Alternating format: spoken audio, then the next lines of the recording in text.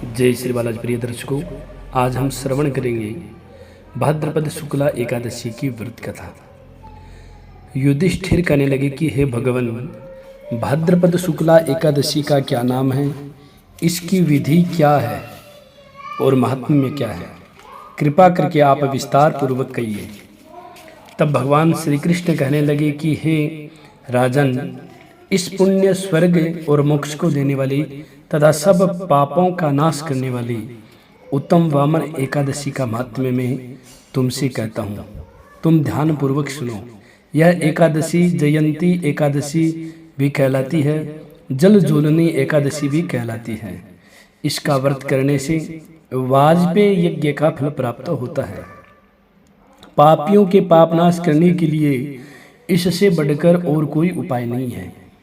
जो मनुष्य इस एकादशी के दिन मेरी वामन रूप की पूजा करता है, उससे तीनों लोग पूज्य होते हैं।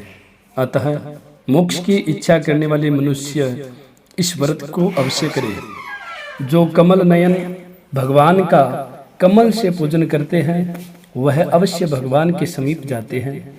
जिसने भाद्रपद शुक्ला एकादशी को व्रत और पूजन किया, उसने ब्रह्मा विष्णु सहित तीनों लोकों का पूजन किया। अतः हरिवासर अर्थात एकादशी का व्रत अवश्य करना चाहिए। इस दिन भगवान करवट लेते हैं, इसलिए इसको परिवर्तनी एकादशी भी कहते हैं। भगवान के वचन सुनकर युधिष्ठिर बोले कि हे भगवान, मुझे अति संदेह हो रहा है कि आप किस प्रकार सोते और करवट लेते हैं तथा किस तरह राजा बलि को बांधा और वामन रूप रखकर क्या क्या लीलाएं की।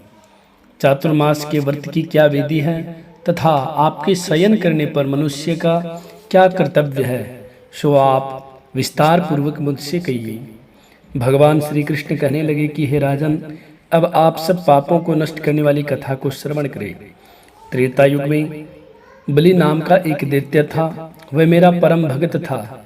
विविध प्रकार से वेद सूक्तों से मेरा पूजन किया करता था और नित्य ही ब्राह्मणों का पूजन तथा यज्ञ किया करता था।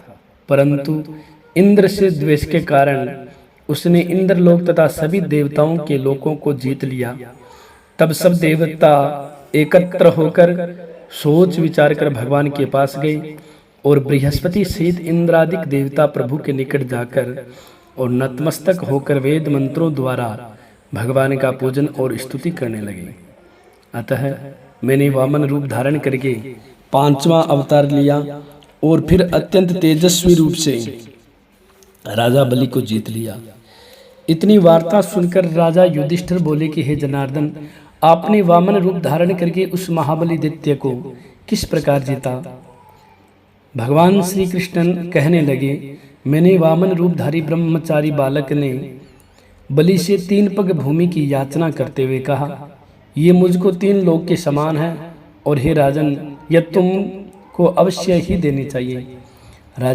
राजा बलि ने इसको तुच्छ सी यातना समझकर 3 पग भूमि का संकल्प मुझको दे दिया और मैंने अपने त्रिविक्रम रूप को बढ़ाकर यहाँ तक कि भूलोक में पद, भूरलोक में जंगा, स्वर्गलोक में कमर, महलोक में पेट, जनलोक में हृदय, यमलोक में कंठ की स्थापना कर सत्यलोक में मुख, उसके ऊपर मस्तक स्थापित किया। सूर्य, चंद्रमा आदि सब ग्रह गण, योग, नक्षत्र, इंद्रादिक देवता और शेष आदि सब नागगणों ने विविध प्रकार से वेद सूक्तों से प्रार्थना की। तब मैंने राजा बलि का हाथ पकड़कर कहा कि राजन, एक पद से पृथ्वी, दूसरे पद से स्वर्गलोक पूर्ण हो गए। अब तीसरा पग कहाँ पर रखूं?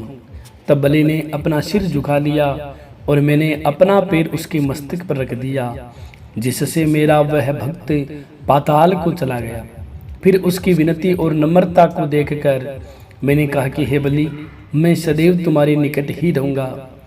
विरोचन के पुत्र से कहने पर वहाँ पर भाद्रपद शुक्ला परिवर्तनी एकादशी के दिन बलि के आश्रम पर मेरी मूर्ति स्थापित हुई और दूसरी क्षीर सागर में शेषनाग के पष्ट पर हुई। हे राजन, इस एकादशी को भगवान शयन करते हुए करवट लेते हैं, इसलिए तीनों लोकों के स्वामी भगवान विष्णु का उस दिन पूजन करना चाहिए। तांबा, चांदी, चावल और दही का दान करना उचित है। रात्रि को जागरण अवश्य करना चाहिए। जो विधि पूर्वक इस एकादशी का व्रत करते हैं वे सब पापों से मुक्त होकर स्वर्ग लोक में जाकर चंद्रमा के समान प्रकाशित होते हैं और यश पाते हैं। जो पाप नाशक इस कथा को पढ़ते या सुनते हैं उनको 1000 अश्वमेघ यज्ञ का फल प्राप्त होता है। बोले विष्णु भगवान की जय हो। प्रिय दर्शकों, अगर आप सभी को यह कथा अच्छी लगी हो तो आप इस कथा को ज़्यादा से ज़्यादा शेयर अवश्य करें। हमारे से जुड़े रहने के लिए हमारे चैनल रामदूत एस्ट्रो को सब्सक्राइब करें। लेटेस्ट अपडेट पाने के लिए बेल के आइकन को दबाएं। प्रिय दर्शकों, सनातन धर्म में जितने भी व्रत त्योहार होते हैं उन सभी व्रत त्योहारों की कथा, उन सभी व्रत त्योहारों के मुहूर्त इस रामदूत एस्ट्रो चैनल पर अपलोड किए जाते हैं।